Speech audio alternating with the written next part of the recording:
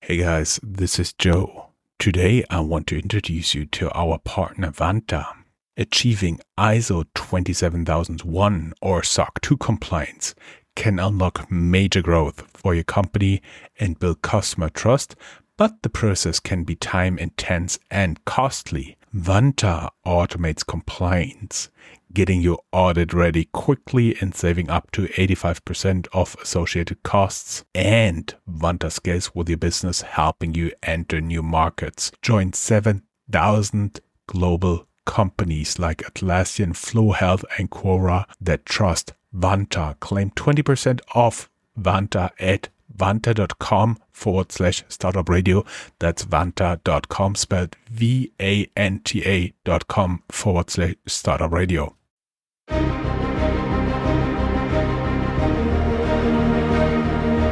Welcome to Startuprad.io, your podcast and YouTube blog covering the German startup scene with news, interviews, and live events. Hello and welcome everybody. This is from Startuprad.io, your startup podcast and YouTube blog from the German-speaking startup scene. Today's interview is brought to you again by Startupraven.com, the most easiest and efficient way to look for investors and cooperation partners. Today, I do have a guest. Ta-da! No surprise here, but we will talk about marketing and advertising together with Gerhard. Hey, how you doing? Hi, Jörn. Thanks for having me. Totally my pleasure. But before we get started with all of what we have ahead of us, you are based in Munich. Can you explain to a person not from Munich what a Weißwurstfrühstück is? So, Jörn, absolutely happy to do so. Munich is probably most of you guys have heard about it from the Oktoberfest. So it is the place for great beer and for great Weißwurst, as Jörn was saying. And a Weißwurstfrühstück, it's basically a white sausage breakfast, if you would translate it literally, is literally the breakfast we have here in Munich very often in common Saturdays and Sundays before 12 o'clock. That's very important. It needs to be before 12 o'clock. Why? Because there's quite some history behind it that back in time, the sausages would only be fresh until 12. So compared to a normal sausage, it is one that you need to cut up, remove, so to say, the layer, and then you have a wonderful white sausage with some sweet mustard and what we call a wonderful pretzel. And that in combination is a classic here in Munich that you can get everywhere. And I'm more than happy to share some recommendations on the best restaurants you can get them. We will link them down here in the show notes. He'll send me the links afterwards. Plus, it is on the weekend, it's legal even to have a beer with that, even though I personally prefer the ones without alcohol in the morning. You are, Gerhard, one of the 3 founders of Global Savings Group. And before we get into any confusions, this is not a micro savings fintech. You're completely in a different space. I would not completely exclude you from a little bit the fintech surroundings because you're also dealing with sales. You're also dealing a little bit with finances, but most of the time you are more what people could describe as a really huge affiliate network, even though I realize you don't like the term affiliate, right? Yeah, that's absolutely right, Jörn. So in essence, what we do is we're you could call us a media intent company or a lead generation company in the wider e-commerce space. So what do we do? On the one side, in essence, we connect consumers with advertisers. Advertisers who really, the big brands in the whole e-commerce space that want, so to say, that we all daily, do our purchases on, from Adidas up to eBay, up to Amazon. And what we do is, we connect consumers by actually through our wide variety of portals. Our core offering is all around helping consumers to make better purchase decisions. So, it offers and ranges from cashback portals that we operate. We have quite a variety of discount portals on couponing, where you basically are able to get discount codes up to what we let's say call product recommendations, where we have our hand-picked deals, and where we will basically advise consumers on so to say deals they cannot miss out. And in essence, the core mission of the company is all around helping people to have a better life by actually enjoying these type of opportunities, while actually at the same time helping our advertising colleagues and clients to actually get access to a wide consumer base. And that's a bit how we connect the dots, and lead generation is at the essence of it. Mm-hmm. Talking about the retailers and brands, I found on your website Adidas, IKEA, Lenovo, Nike, H&M, Booking.com, Sephora, and Ray-Ban, just to name a few. So you're not necessarily working with the smallest guys, even though I do understand that even smaller merchants are your clients. Going a little bit before Global Savings Group, we may abbreviate as DSG. I love the TLAs, the 3-letter acronyms here. And I found that you've gotten around quite a bit. You did a PhD, and you worked for Siemens Management Consulting. Interestingly, in Munich, in Sao Paulo, in my old town, Beijing, where I also lived, and Tel Aviv. What did you do there? What did you learn there? And most interestingly, why did you jump ship from a management consulting position at Siemens to start a marketing technology lead generation company? Yeah, no, it's a great question, and there's no logical connection, but I'm happy to share a bit the story. So let's start with my studies. So I'm graduated here in Germany from a business school, where, by the way, I also met in our math pre-course, so to say, my today's co-founder colleague. Okay, so that's the first connection. So we studied together, and business, and I was basically, to be honest, the whole PhD thing. I was a bit younger than on average, so I started with 21, and I didn't want to get into work directly. So I thought, okay, how can I extend the good student life for a couple of more years? And honestly, did a PhD, but that was, I would call it a very practical PhD. And look, that's actually where I met through, because Adrian, who basically I met at university, went to McKinsey, another consulting company, and that's how we met the third co-founder through the McKinsey network, because those guys met at a coffee machine.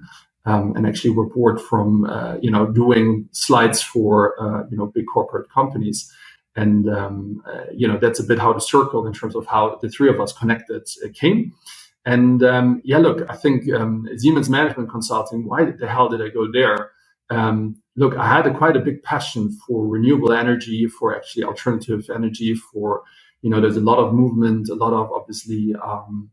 Great technology development. That was actually in Israel, working on solar energy towers. So there was one type of technology. Then, in Sao Paulo, we were working on a project where we would actually build across the whole Amazonas a high voltage grid. So basically, one half through the whole country, and so on. So I loved the whole energy sector. I didn't love the management consultant part too much, though. And as a result, like 4 years down the road, in a big corporate doing tons of projects, I met again with the two guys who actually did, their McKinsey stuff. And we met for a beer, and we figured we're all kind of tired from drawing slides and from doing, consulting, but actually want to try something else and own our decisions, and somehow, get our own ideas into real life, and not just on a PowerPoint slide. So hence, we more or less all embarked on what you would call a classical leave for 6 months. And during those 6 months, we, this is, by the way, this is 2012 in terms of timeline, right? The whole German ecosystem for, let's say, startups and the venture capital in general was pretty at its infancy. All right, and we were having our, so to say, package of ideas of what we potentially would want to be able to do, and went and met different incubators in Berlin, exchanged ideas, and one of those is a very familiar character, at least here in Germany, internationally probably also known under the name of Rocket Internet. So we met with Oliver Samba, and he basically told us, look, I don't like your ideas, but I kind of think you guys could be kind of a cool team. And, we kind of went into that whole craziness of his and thought, hey, look, this guy has done tons of successful companies in the past. One of the most famous serial entrepreneurs we had back in time, probably still now in Europe. So with him, we started our first company called Drop Gifts. Okay, and this is how we entered. It was more or less a idea that Rocket Internet brought forward, and it was all about social gifting. I'll spare you the details because it failed miserably after 4 months. And after 4 months, there was one realization, which was, a lot of the consumers that actually were trying to somehow interact with our product, which basically would enable, through Facebook to get access to gift cards that you could send to your friends. We figured that they didn't want to send gift cards to their friends, but they actually want to redeem gift cards themselves on our platform. And hence we stumbled somehow through this experience into the whole area of loyalty, couponing, gift cards, and cashback. So it was more or less, we stumbled into this. It wasn't, that we went and found a problem that we had to solve for the world, but, it was a big coincidence. And here we go.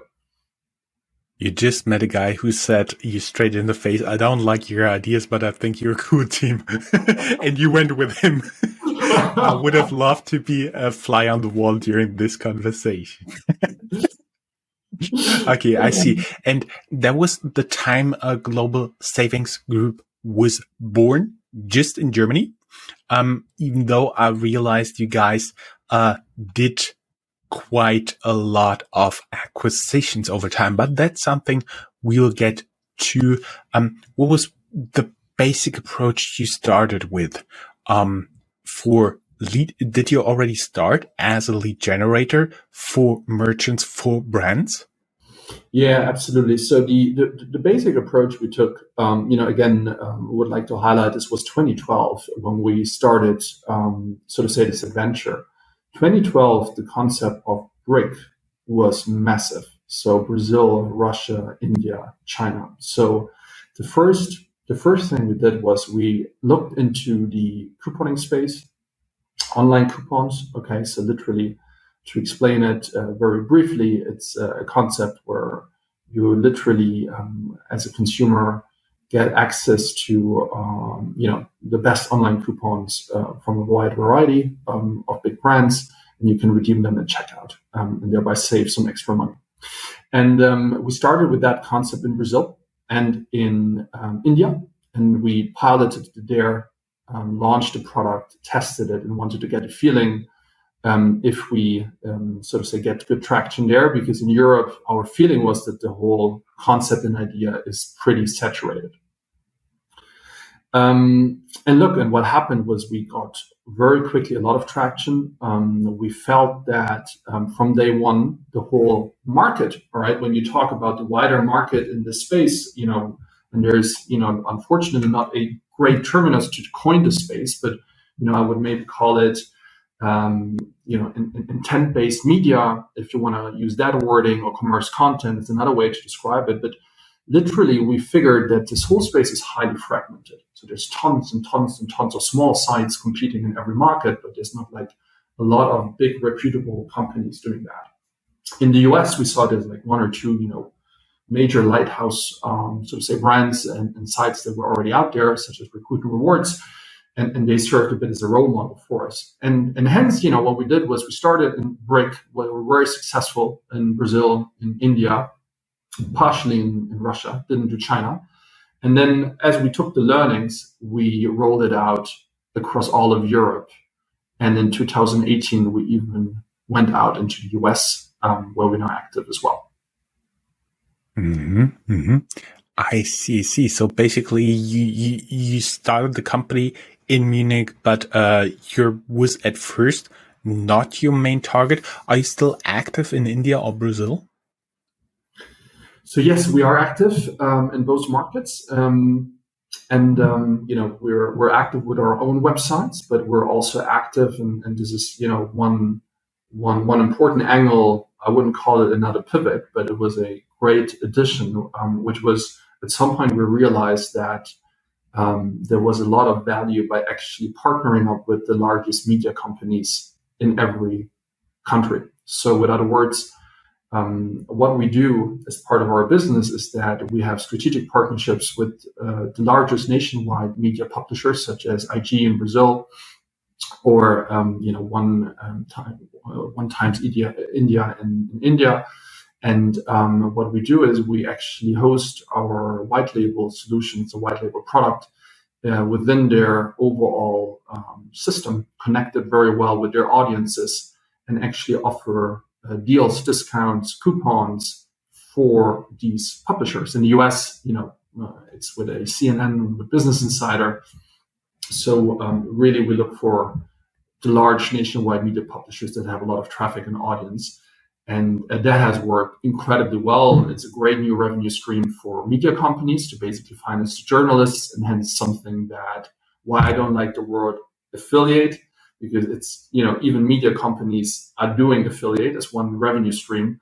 And that's, I think, how in general the terminus of affiliate needs to be perceived. It's a way to, generate a revenue and a way to monetize. It's a monetization description, but it's not a good way to describe a business model.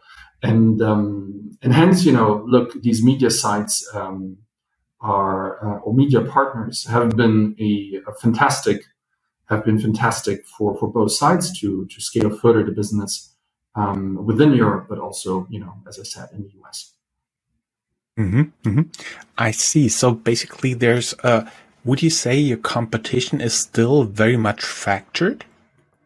So yes, I would say it consolidated a lot. So the entire market is consolidating, which means we're by far, GSG today in this space is by far in Europe factor 5 to 10 the largest player.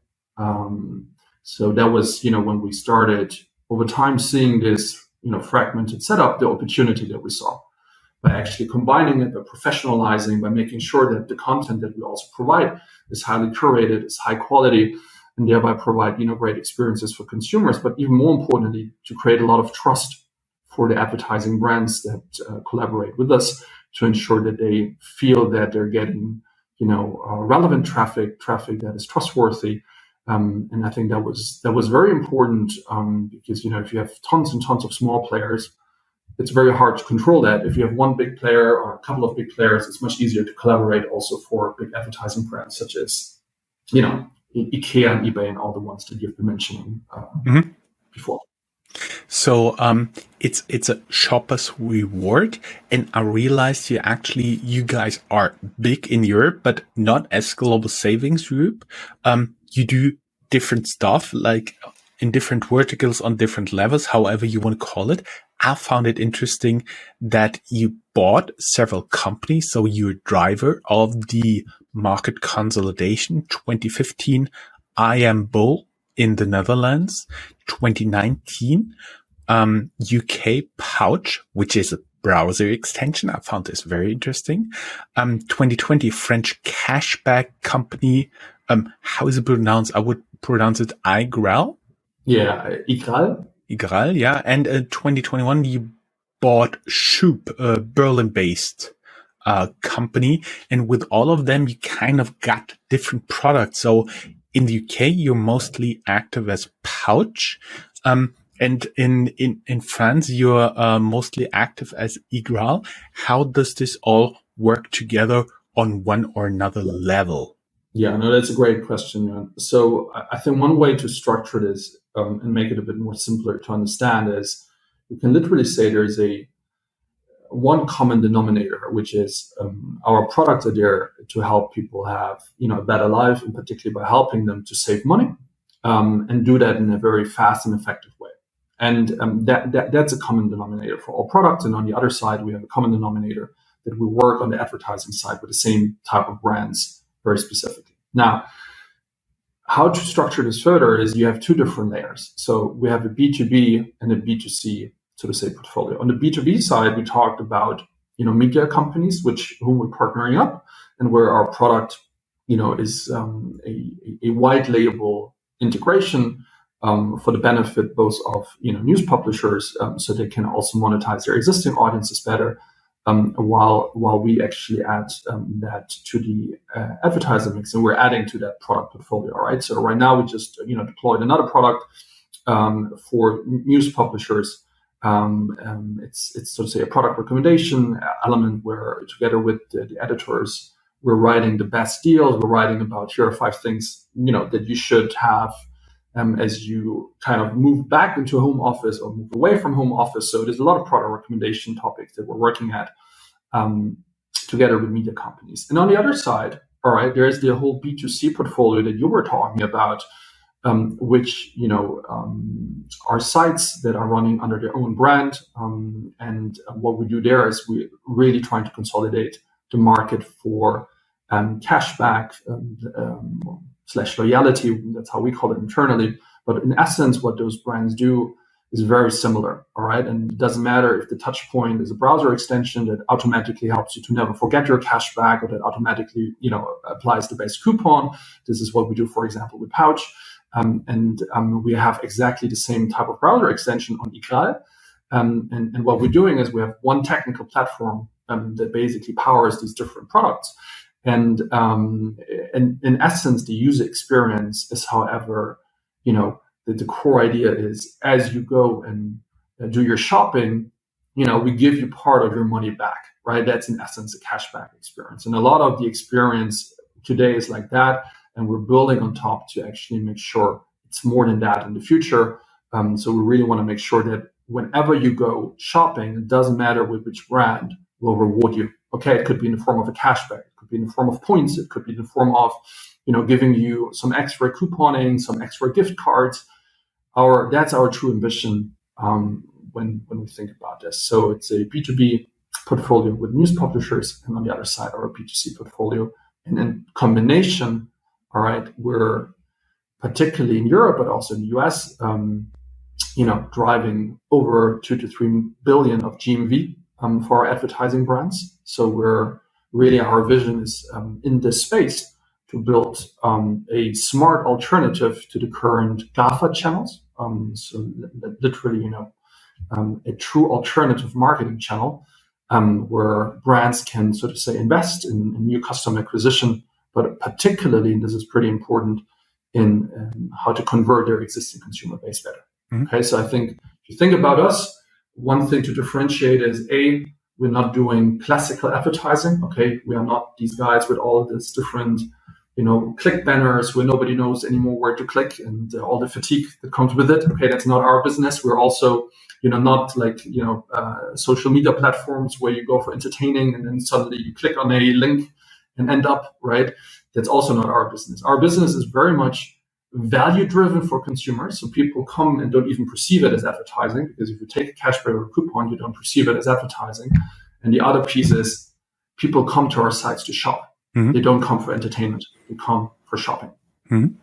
And so it's very intent driven. We may add for our audience that GMV is gross merchant value. So that is not your revenue, but basically all of the merchant on the platform, what they in total generate on revenue on this platform, and then you get a share of that. Correct. Great. And just one more question before we check that box. You talked about one technology platform, and your business with the publisher brands is also connected to that.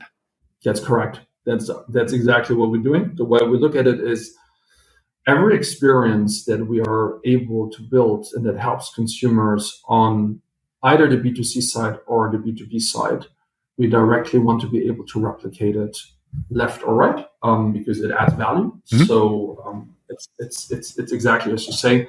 We're working towards one integrated platform where, so to say, we can exchange content offerings as we see fit. I was wondering, when we talked about the acquisitions, you had some funding, but it was not even 80 million the last time I checked Crunchbase. Very interesting investors, 79 million US dollars it was. I was wondering how you funded those acquisitions. Do you have one big fund that actually is interested of helping you to consolidate, and this is their buy and build and buy strategy?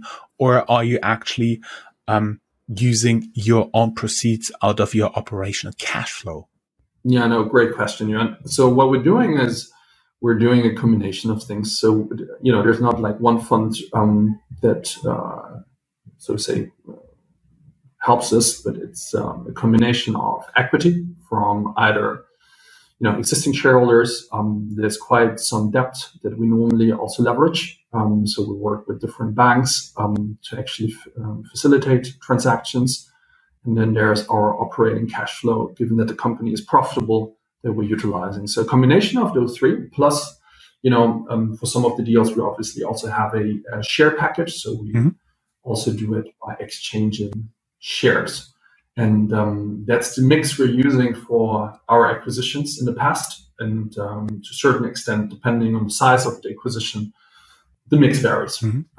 So that's a bit how you can think about it. So far, what I could find, you have funded until Series D, and your investors include Global General Capital, TRP Global, HV Capital, Group M6, Rocket Internet, DTCP, New Enterprise Associates, and Headline. Is that correct? Did I forget somebody important? No, you haven't forgot anybody. It's more that there's one or two who we sort of say, no, we're not the newest, we're 10 years down the road. So we have one or two who basically left the cap table, okay, that either we founders bought out or other investors bought them out.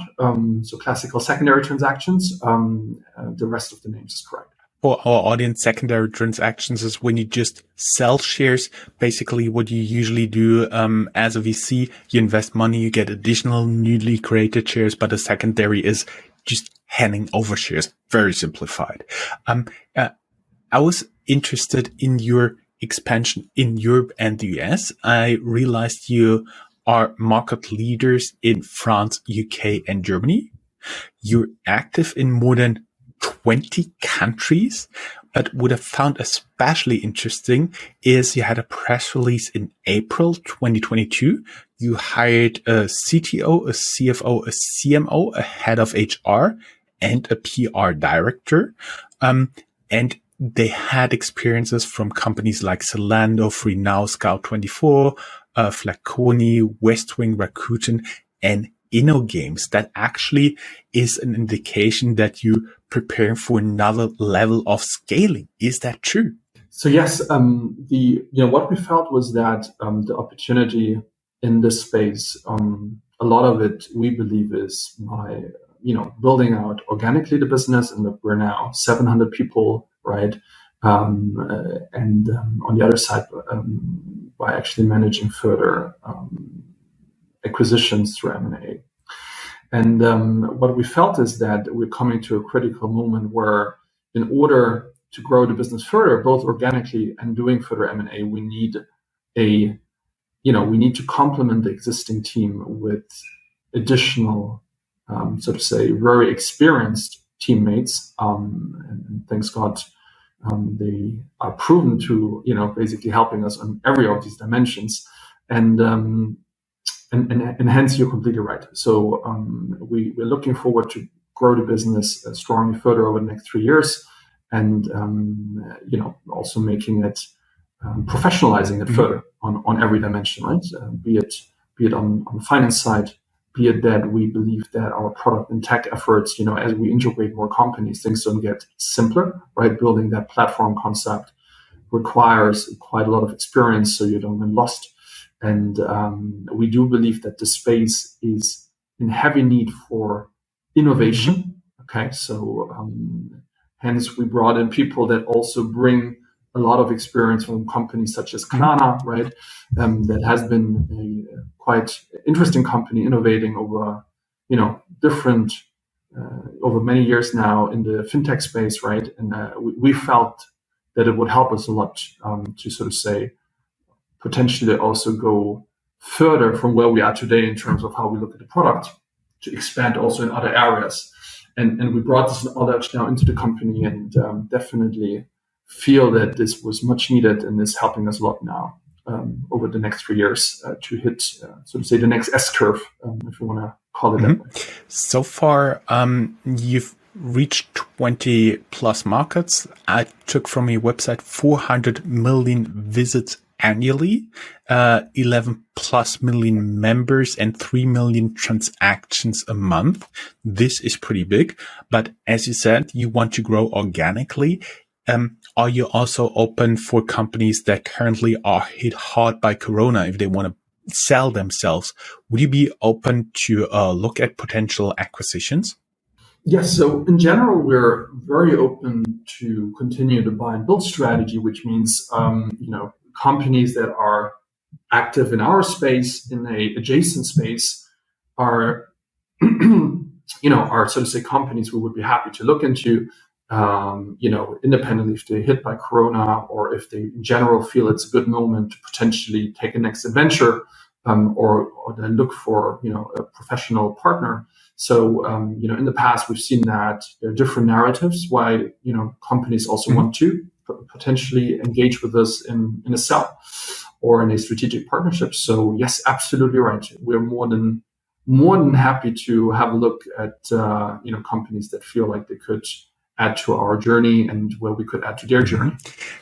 Let us now change a little bit the perspective, because we always talked about Global Savings Group, your platform, your expansion plans, but let us take a step back and take the view of a potential customer, because we already heard the big names like Adidas, IKEA, and so on, the big corporation partners like CNN, El País, and so on. What size does a merchant have to be in order to make sense to join you, and what can they expect from a partnership with you guys? Yeah, no, that's a great question, Jan. So in general, we don't limit by definition by size, right? I mean, the way to think about it is we're a performance marketing channel, which means you only pay if a transaction happens. So your risk to work with us is incredibly low, and depending on your specific problems that you want to achieve, right? I think the essence of what we always say is we're really great in generating sales and driving conversions for our partners. That's so to say a bit our USP compared to other channels. In terms of what they can expect, no size criteria per se. Okay, we always look at the partner individually, and I can tell you we have, on average, if you take a country such as Germany, France, Spain, right, we partner up with up to 3,000, 4,000 different advertisers. All right, so we cover quite a variety in terms of smaller size companies as well as the very, very big guys. In terms of what to expect, onboarding on our platform is incredibly simple. Okay, there's not a lot of work to be done. I think the core thing is to have a really good chat up front, what to expect, and in other words, what problem do you want to solve? And these can come from the classic ones that customers come and ask us for, right? It's new customer generation, is reactivation of customers. It's about making sure that we get so to say more conversion, reduce the cart abandonment rate, all these kind of classical problems that I would say every e-commerce site works on. And depending on where you stand, we have different solutions for it across the product portfolio that we offer. What to expect, what we normally see is quite a big chunk, depending on how we set it up. What we can deliver is, like new customers is something we always obviously optimize for, but also we see normally the partners that work with us get, up to 20 to 30% off basket uplifts, because we try to optimize for campaigns in that direction by actually, triggering cashback at certain limits, or same with coupon codes. We can trigger specific product categories you're particularly interested to sell that maybe, you currently have in the inventory and want to get rid of. Big topic at the moment, right? If you think about it, everybody did their forecasting on inventory based on Corona times. And now e-commerce this year is far off from the Corona peak times, right? So consumer confidence has dropped quite a bit. So a lot of our current discussions with clients is how can we help to get that inventory out? Okay. And hence also, for example, Black Friday will play a massive role this year. I hear a lot from the e-commerce side, from the merchant side, from the brand side. They have problems to get all the inventory, but if they already secured it for Christmas, you're the guys to talk to when they actually want to sell it. Out of curiosity, do you also see certain peaks like, Amazon made now up their own shopping holiday in summer, like Prime Days. There's Cyber Monday, Black Friday week, also getting popular here in Germany and in Europe together. And of course, Christmas, like the biggest holiday, the biggest commercial event that we have, especially in Europe. Do you see certain peaks there? Absolutely. So for us, Q4 is by far the most important quarter of the year, and exactly out of the reasons that you just said, right? There's, on the one side, Black Friday, that is by now a not only pure US event. I mean, it basically traveled from the US to Brazil, a massive topic in Brazil by now. It's big, I would have never expected it, but it's big by now also in Germany and France, and, all big advertisers are pushing that.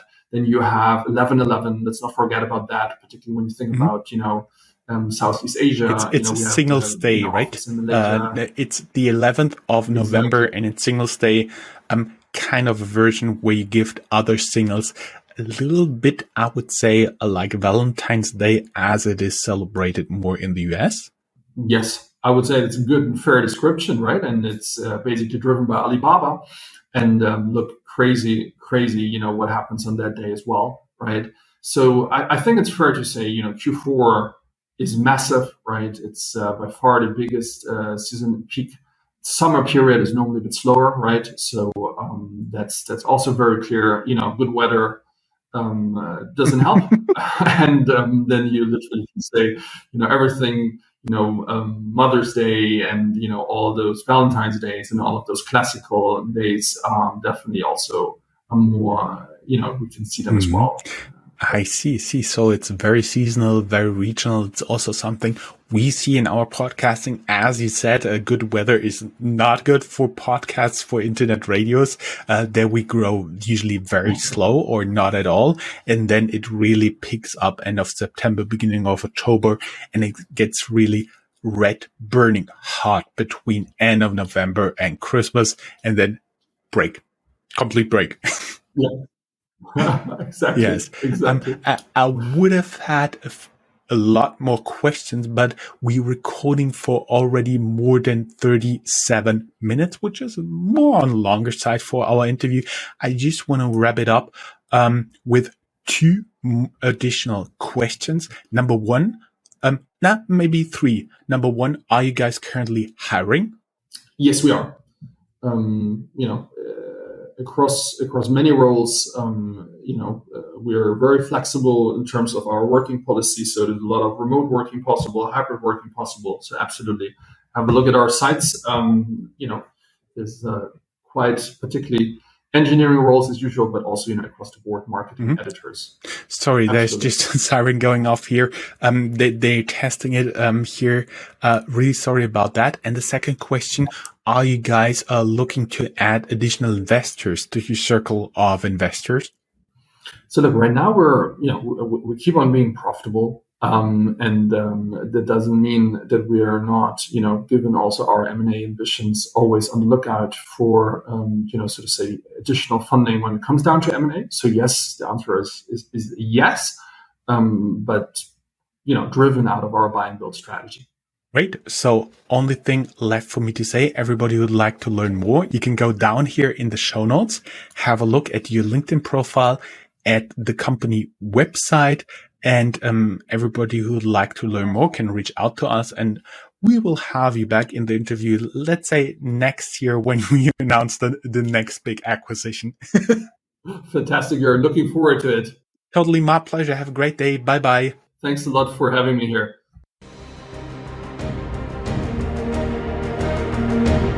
That's all, folks. Find more news, streams, events, and interviews at www.startuprad.io. Remember, sharing is caring.